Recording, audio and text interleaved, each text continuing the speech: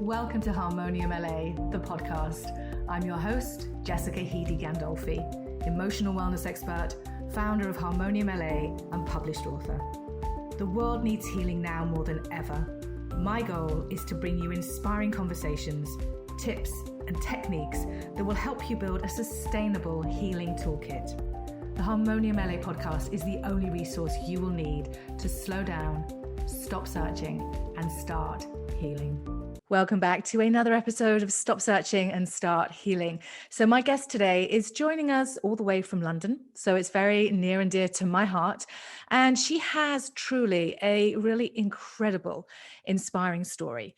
How she moved from the corporate world of finance and banking through her own issues of trauma and illness, and how she completely transformed her life as a result of her dedication and desire to find out how she needed to heal herself so she could move forward with her life, and how her life then just incredibly transformed to a point where she now is helping others through the business that she has built as a result of her own healing journey. So I know today is going to be an incredibly inspiring conversation, and I am thrilled to have her joining us. So let me give you a bit of an introduction, and then we'll bring her in and let her do the talking.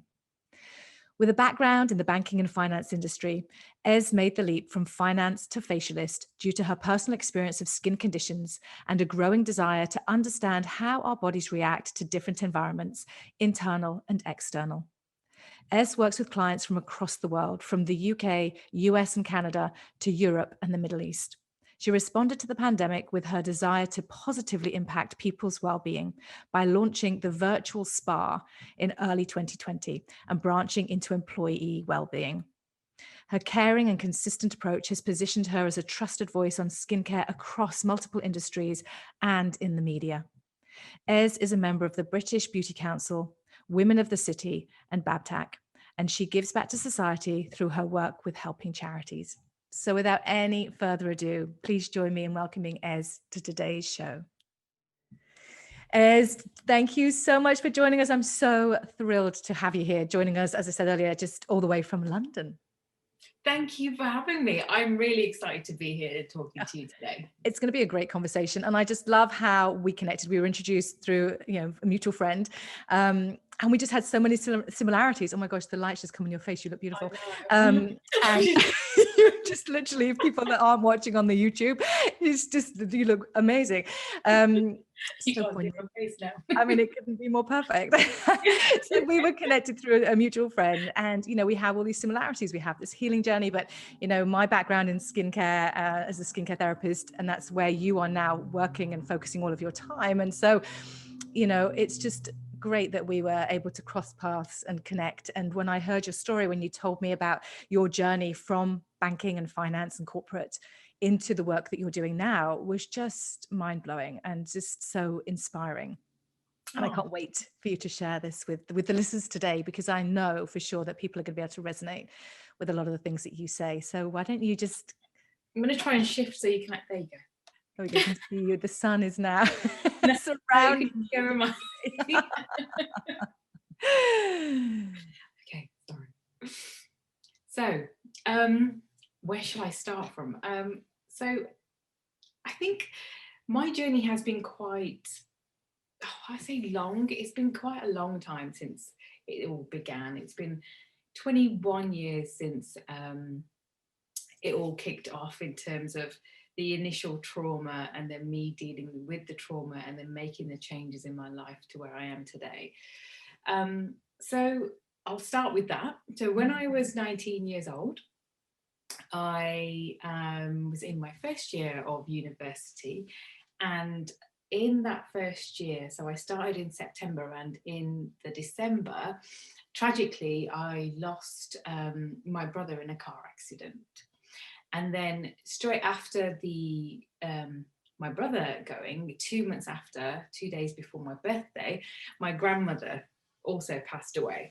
And purely because she got ill, she couldn't deal with what had happened. He was only 17. So it was really like the trauma of losing both people, and especially my gran, more so, not more so, more so in the fact that she was pretty much my mother. Like she brought me up when mom and dad were working really hard.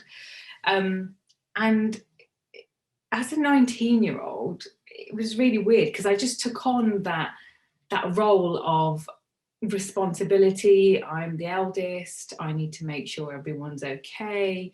Even to a point where, you know, I need to be strong for my parents, not the other way around. And so I didn't grieve as much. Obviously, the initial shock was just horrendous, but I didn't really let anything out. I just went into this automated Ez and just started doing stuff for everyone. And then come that summer, so this is all within a year, I started to get a rash on my nose just here, and they couldn't tell. The doctor's GP didn't understand what it was. I kept going back and forth. They kept sending me back with antihistamines. So I was like, this is not working. It was getting worse, and it started spreading across my torso. So I decided, no, my parents were very unhappy at that stage, because I was like, I'm going back to university, I'm going to get a second opinion, and I'm not staying here. They were like, you can't, you're ill, please don't go. Like, no, I've had enough. So I went off. And it was that GP that recognised there was something going on, and it was something deep. So bless her, she just called up the hospital within, like, she looked at me and just called the hospital and said, you need to see this woman straight away.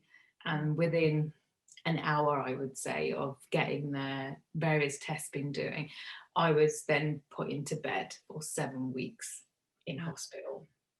So yeah, it was so aggressive. And the condition is an autoimmune disorder. Right. And it's called pemphigus foliaceus, which always makes me laugh now because it sounds like something out of Hogwarts. A lot of people don't know what that condition is. It's very rare. And again, the doctors weren't very clear either, because they don't come across it that often. So I was almost like a study for them. Right. So I'd have these consultants turn up every other day, like 10 of them, to come and see me. And when I see me, they were actually looking at my body. Right. And as a 19-year-old, I mean, I just gave up. You know, at first I was like, what is happening? And then you just get to a point where you're so ill, you're like, okay, anything will go now, whatever you need to do. And then, so it was aggressive, and then a lot of medication. I mean, heavy steroids, and then other tablets to counteract the steroids. I don't even know how many tablets, maybe 30 odd tablets a day. Oh my gosh. Plus like cream. So they'd wrap me up like a mummy every single day, cream, head to toe. And then they'd have to bathe me every night to, you know, soothe the skin. And that in itself, I can't even imagine how traumatizing just even that part of dealing with this illness must have been, on top of the trauma that you were already trying to deal with. You know, yeah. And I think for a long time, I blocked what had happened. And years down the line, I started remembering going through, like, just having that bath, and, you know, my skin being so sore and raw. And then the pain when someone's wrapping bandages and putting stuff, taking them off. And I just remember sat there and crying and thinking, I went through that. Like, I actually went through that. But the pain of it at the time, I blocked a lot of it out, I think. And it kind of came back to me years later. And then I started remembering the small things. Well, that's it. And that's, you know, when we talk about how trauma, so that losing your brother and your grandma so close together, and how traumatizing, but not processing it at the time, either because you didn't know how to, or because you felt you had to be the strong person in the family to support your mum and dad and all of those things. You know, your emotional body was, you know, all of this manifestation in this form of this skin condition was your body crying out for help, I should imagine. Yeah. And I think exactly what you've just said right now is how I understand it now. Whereas at the time, I didn't know that. No one around me had that kind of thinking either. So it was very much, the doctors would say, it's inherited. it's genetic. And I'd be like, well, and our families would be so confused. But no one's had this. Who could have? Yeah. Oh, it skips generations. Oh, now it skips generations. Right. Okay. So you kind of just fall into that trap of, because there's no answer, because they don't have the answer. And so that's much easier to say, yes, it's genetic, yes, it's hereditary, but it skips not 1, 2, maybe 5 generations. So of course we're never going to know that. But like you say, but now we're becoming much more aware, and there's so much more scientific research and study to show that this unprocessed trauma does manifest in physical, and not necessarily in just emotional, mental, but physical, which is what happened to you. Yeah. And exactly what's happened to me. And it's taken me years to process that and years to understand that. And then obviously now turn it into something that's my career. But at the time, if I had just one person talk to me about what was going on in my emotional self, I would have been a lot more powerful in trying to understand and heal what was going on, instead of being that person that had to hold everything up. And that's what ultimately became the condition, really. Yeah. So being in hospital for 7 weeks and having them work on you and use you as this kind of case study guinea pig type, pretty much. Like, what shifted? How did you then move through that? Because now, look at you, your skin is phenomenal, it's incredible, you look stunning, you would never think.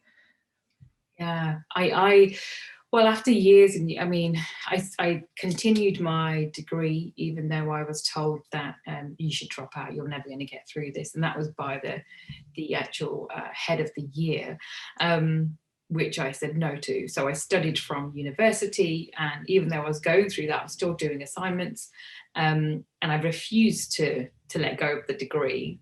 Got through that, passed the degree. Then moved on to the next stage of my life, looking for career, love, you name it.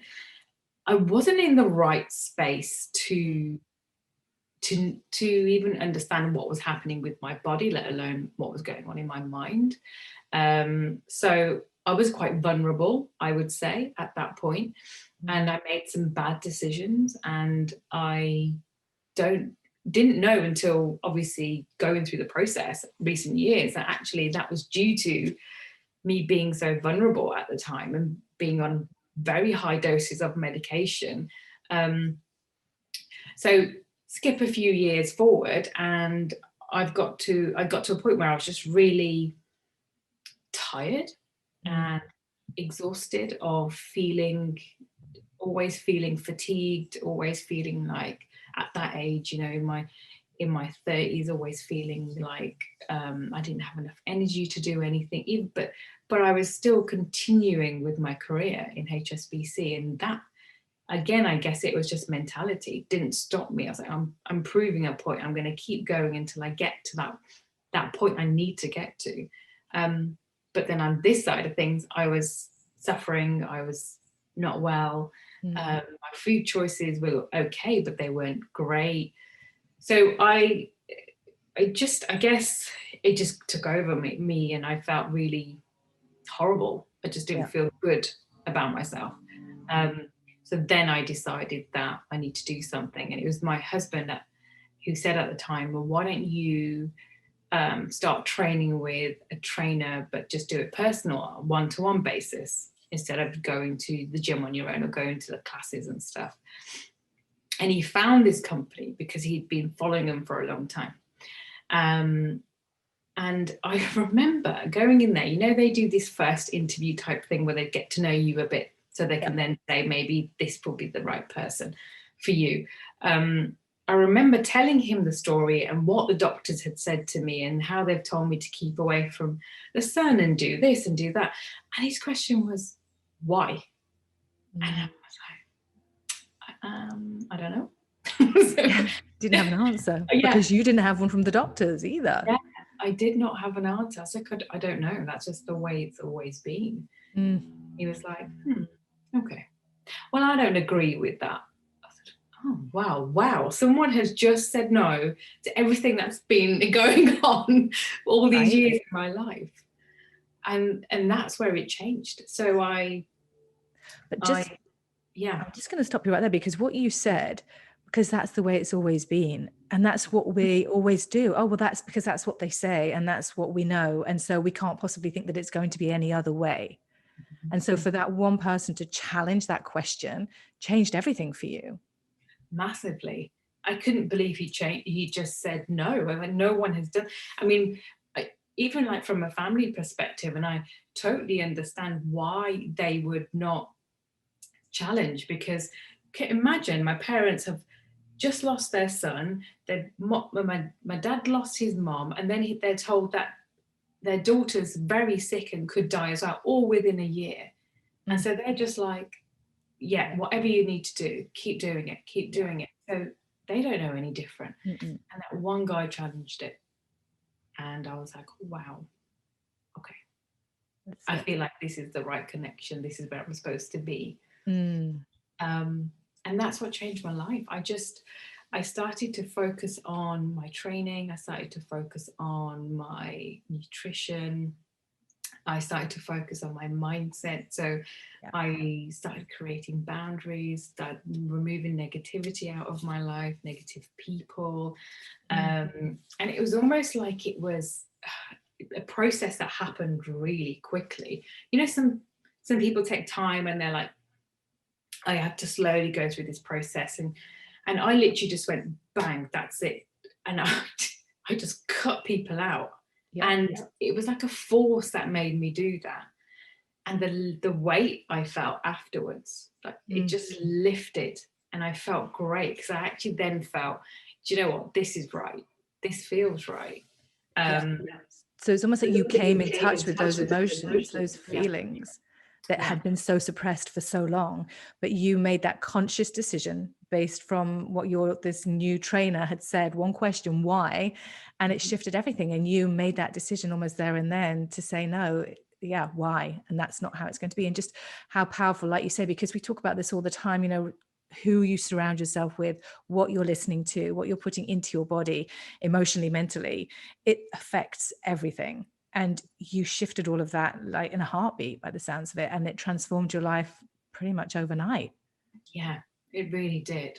Because once I'd gone through the initial training, and I had, the energy levels were, I couldn't believe it. I felt a new person again. Because a lot of my 20s was just taken away from me because of the illness. And I just didn't feel like I had that youth, you know. I didn't have it. I was just not present. So I didn't want the same thing to happen in my 30s. And then all of a sudden it was like, where's this energy come from? What, you know, this feels amazing. How is this even possible? And during that process, I personally decided myself not to continue with the medication that I was on. And I didn't tell anyone, apart from my husband, that I was not taking any medication. And but I still used to go to my appointments, and that's when it started hitting me even more, because every appointment I used to go to, they would look at my levels and then say, oh, your levels are dropping, it's really good, we don't know why, but this is really good. And I was like, oh my God, this is changing. And I didn't say a word. I did not say a word. I just kept on training. I kept changing my ways, and until I went and they said to me, you know, your levels are so low right now that you've completely put yourself into remission. So there's no need for us to continue. We can discharge you from the hospital. And this was a guy I seeked out. I'm never going to forget his name, Professor Black from Guy's Hospital, because of his knowledge and qualification. And I got myself referred to him when I moved to London. And he sat there looking at me like, how on earth have you done that? And then I told him the truth. And he said, not even one tablet. I said, no, not one tablet. Nothing. Wow. Nothing you have prescribed me I have been taking at all. How long had you not been taking the meds for? 2 years. Wow. So in 2 years, he had no clue that you were not taking, I mean, and we're not condoning at any point here, just to be clear, that you should stop taking any medication without your doctor's permission. But for you, that's what you chose. You made that choice because you were so determined that you could heal yourself. Like it's almost like it was in you, that kind of voice, that inner knowing of, this isn't going to beat me. And I'm just going to make this decision because it can't get any worse. Yeah, It can that's only right. get better. Yeah, because there were so many things put in front of me, like obviously when it first happened, straight away they started saying things like, you need to be careful about the time when you start thinking about a family, you know, this might affect your child and stuff like that. It might affect your chance of getting pregnant. So there's all these things that were coming up, and I just thought, sat here in this waiting room with all these people, and I'm probably most likely the youngest out of all of them. And I'm thinking, I don't want to continue with this. I don't want to be here years to come. And I'd already done 14 years on medication. Wow.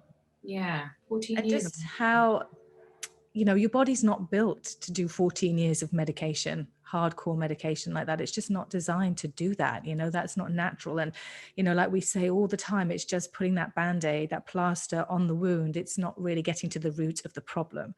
And I can relate to that. I mean, I was on antidepressants for a good 4 or 5 years when I went through my divorce. And I said to the doctor, I don't want to be, I'm not, you need to be on. I said, no, I don't. I'm not doing this. This isn't going to work for me. They don't suit me. It's not agreeing with my body. There is a better way. But sometimes we just don't have that belief in ourselves, or we don't have that confidence, because when you are struggling, when you are in so much pain, physically or emotionally, mentally, it's difficult and it's challenging. And it is very easy to just say, okay, yes, this is going to work. But it doesn't. It really doesn't. And you are living proof of that. Yes. Definitely. And you just feel like you can't, you don't know who else to go to, because they're the only ones you can have that conversation with, and they're telling you to continue until you start looking into things yourself. But it just goes back to the power of our body and how incredibly, you know, we are self-healing machines. And I say that all the time to clients, because we have that capacity within us, but you have to give your body the right environment in which to do that. And that's the right mindset. It's the right physical activity, the right emotional diet, the right nutritional diet. And you were doing all of those things. And so you really were giving your body the permission, allowing it to do what it's designed to do. Yeah, it just completely flipped. I mean, when you're with a trainer that also works with you to change your mindset, like things like switching out when I would eat,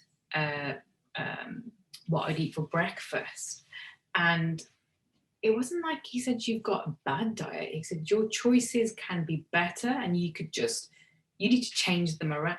And just changing those little things, I was like, wow, this is making such a difference to everything that's going on from here to there, everything that's going on.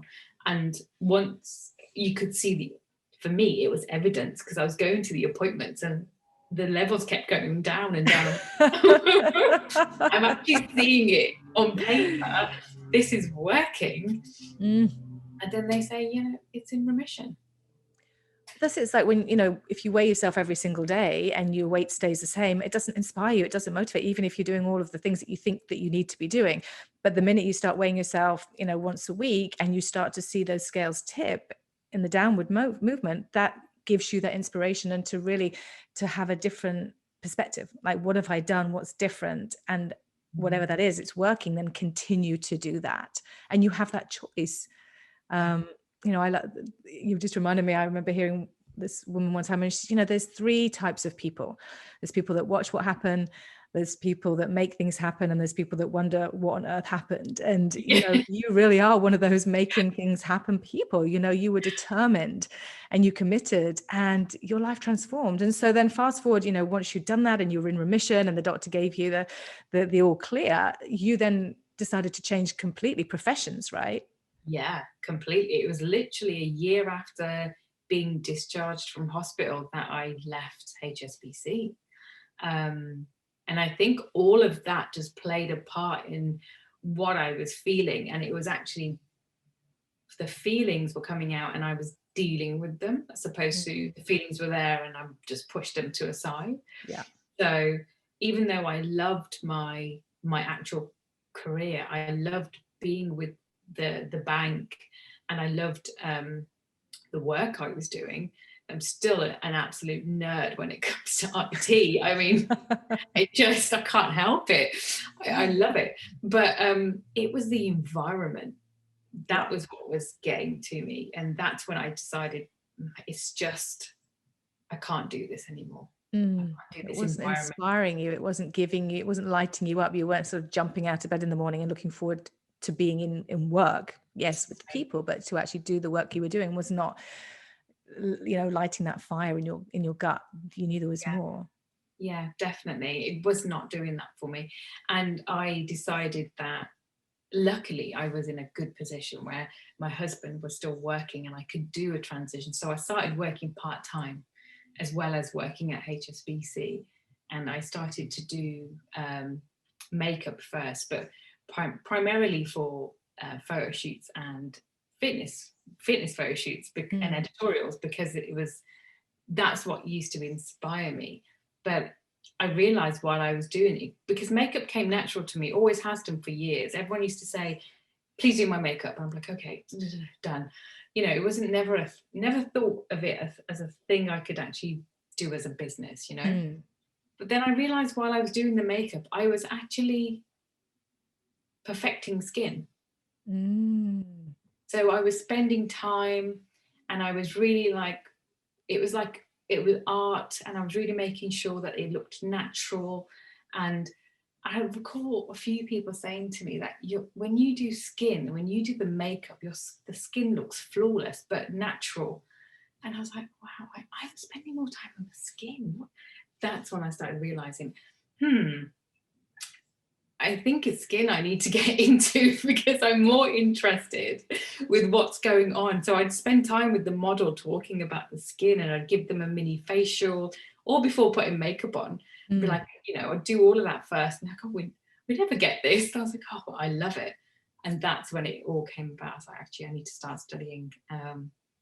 When I started studying the skin, that's when I realized how much skin concerns and conditions are related to our emotional state.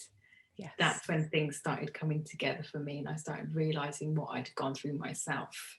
And I was like, okay, now I get it. Your journey then became, your path in life, because you had suffered so much with your skin, and knowing how awful that felt, and not having the confidence and the self-esteem, and being so affected by that, to then be able to turn that gift into almost like naturally coming through you, to be able to help other people, and to see, because it's true, if we're tired, or if we're stressed, or if we're anxious, it all reflects in our skin, whether it's the sallowness, or the dullness, or the breakouts, or the capillaries and the rosacea. All of those are signs that the body underneath that emotionally is not balanced. Exactly. All of it is. And it's how I work with people, and I think I've been doing it for years, is I'm that empath. People will come to me and talk to me and ask for my advice. And that's when back then I had to create a lot of boundaries, because I was allowing that to take over my emotional state. Yeah. And now I realize that it's actually, I have been doing that for years. That's what I've been doing. So it translates in my work now. I will spend time to talk about what is happening inside, what is going on in your internal environment, what is happening at home, what's going on with kids if you have kids. And we have all these questions, kind of like, they ask one question, I've got 10 questions. Oh yeah. You want to know what's happening. And that's how I can relate it to what's coming out on the skin, because that's where all the triggers lie. Well, that's it. And there's a reason why they call us skincare therapists. Yes. There's so much more to it than just the skin. People would come in and have a session, and it's a session not just on the relaxing, working on the skin, but actually listening to them. And when you say, how are you? And the first thing people always say, oh, I'm fine. But then if we dig deeper, how are you really?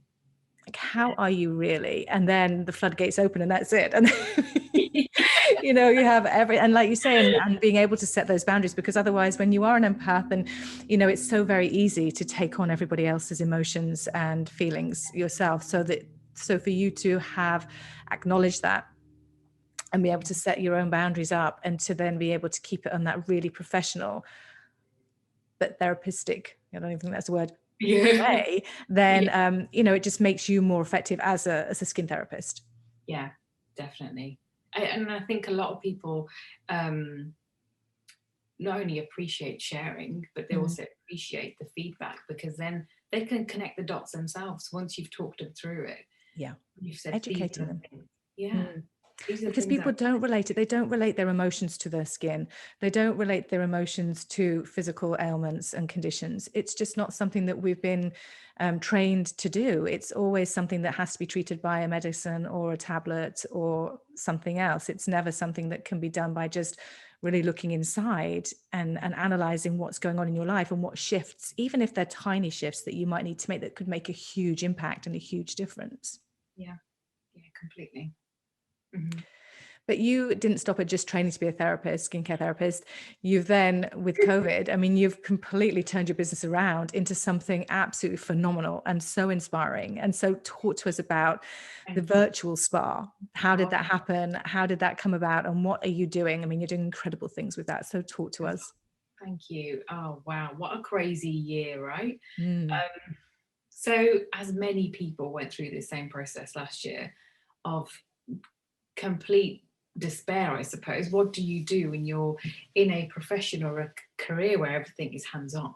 And you have to see your clients because you treat them for conditions that are debilitating for some people. Yeah. So I was like, okay, I can still give them advice. I can still go online and do the online consultations, which actually I'd always done before lockdown, because you do get cases where I've had clients, they can't leave the actual room or leave their house, and they're scared to do that.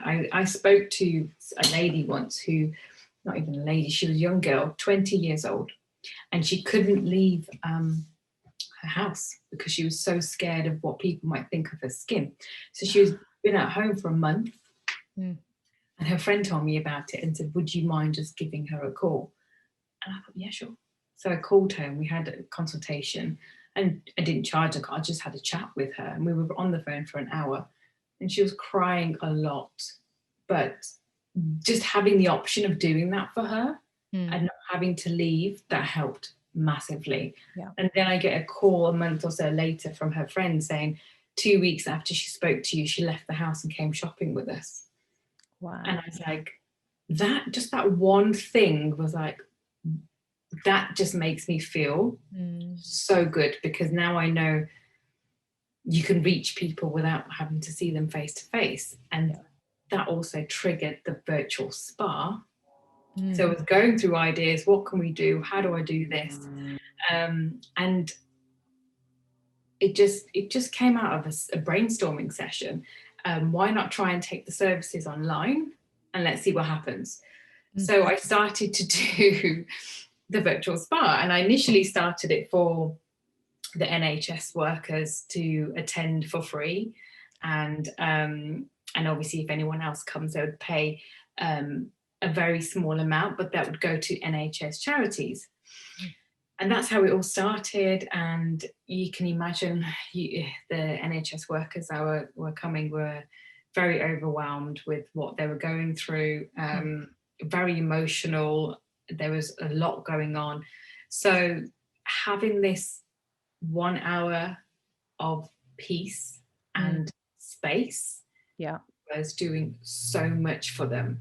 So even though it was a calm environment, had music playing in the background, I encouraged candles and incense, and then I walk through a facial, but mainly facial massage, and that includes the neck and the shoulders and the head. So were they doing it themselves as you talk them through it? Basically. So I would do the facial on myself. Yeah. And then we'd go through deep cleansing, we'd go through breathing techniques, we'll do the massage, and then we'd finish the facial off by applying their night creams or whatever they wanted. And then after that, I'd have a 10-minute Q&A at the end. So anyone, if they would want to, they could just throw any question about skincare as they want. And I just saw the ripple effect of people attending and the messages I was getting afterwards about my anxiety levels have gone down, my stress levels have gone down, I really needed this, you don't know how much I needed this. And wow, this is making a difference. And I suppose I didn't know what to expect, but I didn't expect that level of. But I think that's a testament to we just have no idea, like the levels of stress and trauma in all of us, obviously in the last 12 months, but for those first line responders, those people that are working on the front line with the NHS and the doctors and dealing firsthand with that, working through the night, through the day, to all of a sudden have an hour. And even just listening to you, I could feel my whole body, my whole nervous system just calming down and just being there, like setting the scene, having the candles, having the incense. So giving themselves permission to give to themselves, because all they've been doing is giving to everybody else and dealing with all of this trauma. And so to have that space, and then to take their mind off what they've been experiencing, because then they have to think about, oh, so now we're going to do a double cleanse, and watching you and then do the same thing. And having connection away from the trauma and from the stress, and to be able to, because yes, okay, so having somebody give you a facial, of course, is one thing. To do it for yourself is something different, but still that touch, that sense of touch, and the smell of the products and the candles and that whole environment, creating that space for all the 5 senses, has got to be so healing. Absolutely. I'm not surprised you got so many messages from people. I can only imagine. Yeah, it was very, I was shocked, but then as it went on, I understood, because I thought, as you can imagine, you saw how it was all going with the doctors and how it was for them. But then you would get mothers who were really appreciative of just having that space, just that 1 hour. And I was getting messages from them, thank you for doing it at 8 p.m, because that meant I could be there. And the kids, I actually did that on purpose, because I asked my family who have got kids, and I said, I really want to do this, but what do you think? And they said, post baby bedtime, please. So, yes, absolutely. Okay, 8 o'clock, it should be good enough. And 8 was great. And it just grew. And I think for me, it started to show me as well that how healing this process was. As much as when we do the facials and the holistic facials and the massages, and they're amazing, but like you've just described, if you can have that space in your own environment just for you, and you all of a sudden you're learning these techniques you never knew you could do, because everyone says that to me. I had no idea I could do this for myself. I've been in skin and body care for 30 years. I've never heard of a virtual spa until I met you. And I think it's phenomenal. I mean, so do you now? So obviously that was so well received, and such a testament to you to be an act of service, like you say, so healing for you as well, and giving you purpose during the pandemic to really try and find a different way to move your business forward, but by helping other people at the same time. So then that kind of grew. And so the virtual spa as it exists now is, do you still work with the NHS? Have you moved on to seeing clients in private? Is it a group spa? Is it individual sessions? What does it look like? All of the above. So definitely. I still, I don't do the weekly, I used to do them every week. So I don't do that anymore. But with the charity side of things, I've been giving to them as the year's been going. And then with everyone else, I suppose, there are group sessions. So you can have people have booked them for birthday events, Mother's Day, Valentine's, couples have done them. It's been lovely. Especially because of lockdown, it's been amazing to get families all over the world together. I've had people here, people in Canada, and they come together on the virtual spa. It's been beautiful. And then I've also now branched out into the corporate world, so wellbeing spaces, and managed to get through. I did a festival, and I wasn't told. They asked me to do the festival, and I was like, yeah, sure, no worries. I do a lot of online festivals with the virtual spa. I was like, yeah, sure, no worries. And then they're like, oh, just to let you know, it's for Google. What? Literally was like, what? Sorry. And they want 4 sessions. I was like, okay. So I did 4 virtual spas in one day for Google. Wow. How many people did they have? Their staff? They capped it to 20 per session. Wow. So because they had a phenomenal. whole day of activity, a whole day and night of activities planned for them. So yeah, but then the other festivals, I've had 125 people in one session, all doing their own facials, all doing their own thing. And then right at the end, it's so, you know, the Q&A, it's like literally being on a game show. It's like bang, question, and I'm like, oh my! What's the most common question that you get? The most common question is, why do I need eye cream or don't I need eye cream? Why do I need a serum? Yeah. Why do I need a serum? Don't I need a serum? What can I do for dark circles? So, and it's like, I say that though, you've asked me one question, I have got 10 questions for you to answer that one question. Why have you got dark circles? I need to know all of this stuff before I can diagnose. So yeah, they're the most common questions, I would say. It's always around the eye area. Right. But that's such, you know, the eyes are the window of the soul, right? Yeah. And that's a fact. And you know, when you look at somebody in the eye, you know, you can read so much about them and it will always show. You can't hide it. You can't hide the emotions, the feelings, the levels of stress. With the eyes, you just can't. And whether that shows up as puffiness or dark circles or the fine lines or just the dull or the, you know, the yellowing of the, whatever it is, you can't hide it. No, not at all. But yeah, it is definitely one of the most popular questions. So this is just, I mean, I just absolutely think this is just so groundbreaking. I mean, I don't know, are there any other virtual spas? They are now. Oh, they are now. So they've all hopped on the bandwagon. So you're the pioneer of this. Yeah, they've all popped up, but unfortunately I can't trademark it because everyone's using the virtual spa. I could trademark the virtual spa with Ez Dyer. Exactly. But, you know, it's so funny. We did a search not long ago thinking, I wonder who else is doing them now. You've got Harrods, you've got all these different places that are doing like the virtual spa from their spas, you know. Yeah.